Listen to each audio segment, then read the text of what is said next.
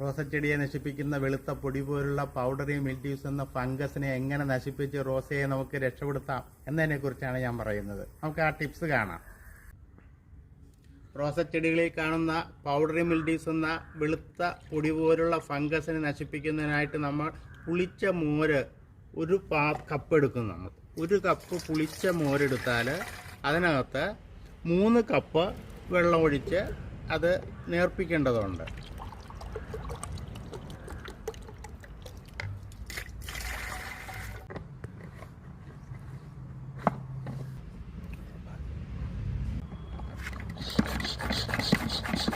ിട്ടുള്ള തണ്ടുകൾ ഒന്ന് മുറിച്ച് കളയുകയാണ് ആദ്യം ചെയ്യേണ്ടത്.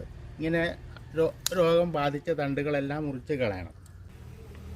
ഇങ്ങനെ റോസയെ പരിപാലിക്കുന്നതിനായിട്ട് അതിൽ വളരുന്ന ഈ ഫംഗസിനെ നമുക്ക് ഈ മോരും വെള്ളത്തിൽ പച്ചവെള്ളം ചേർത്തിട്ടുള്ള മിശ്രിതം ചേർത്ത് ഇലയുടെ മുകളിലും താഴെയും സ്പ്രേ ചെയ്ത് കൊടുത്താൽ ഇത് പൂർണ്ണമായും മാറുന്നുണ്ടാകും. ഇതിൻ്റെ ചുവട്ടിലും നമുക്ക് ചെറുതായിട്ട് തളിച്ചു കൊടുക്കും.